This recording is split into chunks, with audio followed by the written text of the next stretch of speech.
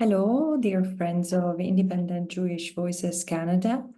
Thank you very much for inviting me today, for your incredible work for justice in Palestine, and for inspiring so many globally, including other Jewish communities around the world who are finding the courage to come out and break ties with Israel that have often felt for many as an untouchable umbilical cord.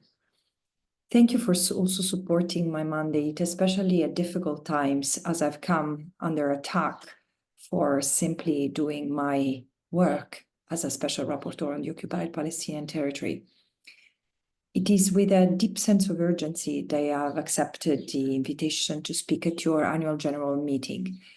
We stand at an incredible political crossroad in history, where the values we hold dear are tested by the actions of those in power and the resilience of ordinary people.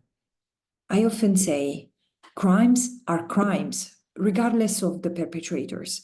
And this is a fundamental truth that we should all agree upon.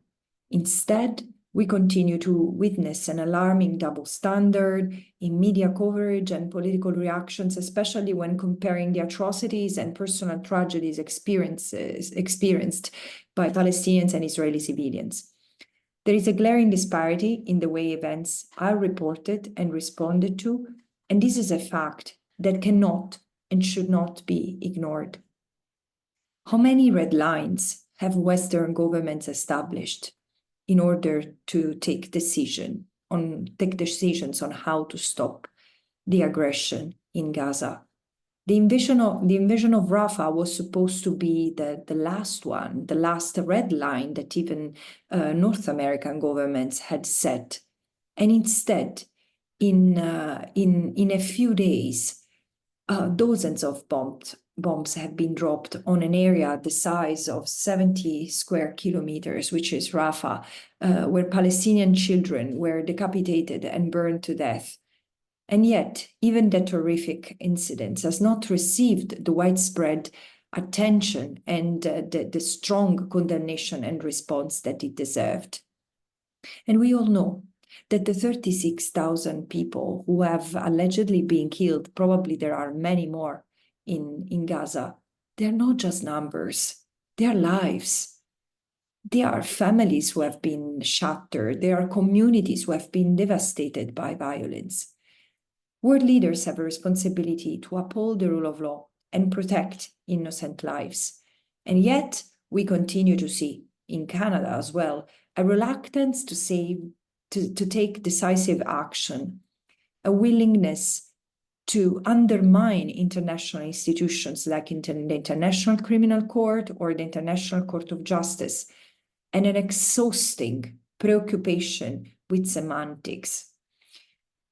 2 months ago, I concluded that there were reasonable grounds to believe that Israel had committed 3 acts of genocide in Gaza, killing members of the group, of the Palestinians protected as a group, inflicting severe bodily or mental harm, and creating conditions of life calculated to bring about the destruction of the group. And I also argue that Israel had committed those acts with the required intent to determine that that genocide had occurred.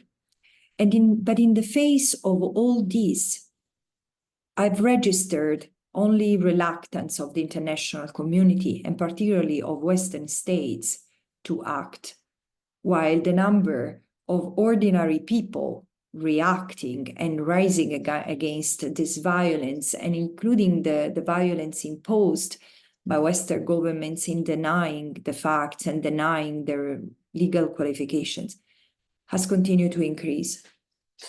I want to emphasize the value that for me today these ordinary people have.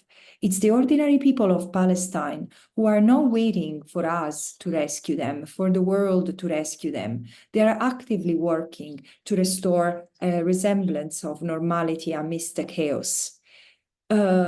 but it is also the opportunity to acknowledge the ordinary people, especially the young people in our societies who are risking everything they have, putting their career, their education at risk in order to defend humanity and justice.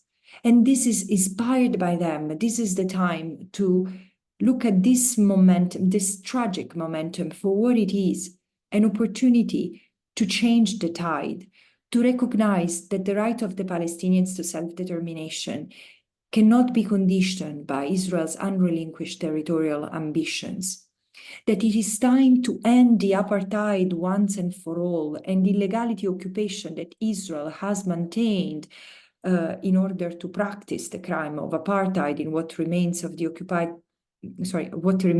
historical Palestine, meaning the occupied Palestinian territory, and let people decide.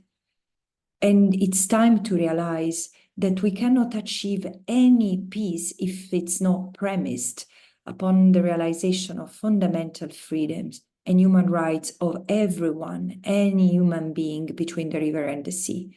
How do I see the role of Jewish voices for peace moving forward?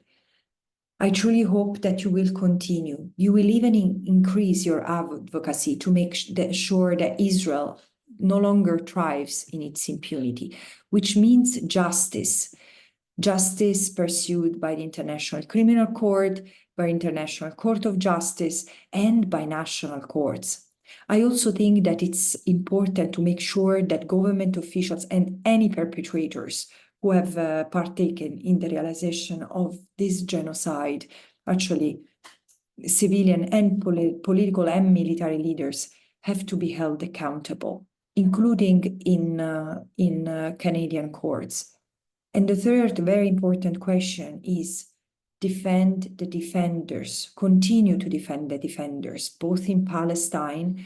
Please never cease to advocate for the fact that those who are the frontliners to defend the Palestinians from the ongoing assault are being targeted themselves, being them journalists, being them humanitarian workers, being them civil society who also try to document and report on the violations of international law that Israel commits, but also defend the defenders in Canada, because it's from Canada that the call to denounce the thick anti-Palestinian racism that dominates the debate globally started. And we need to continue to denounce anti-Palestinian racism, which is clear in the fact that Palestinians continue to be killed, blamed, and smeared.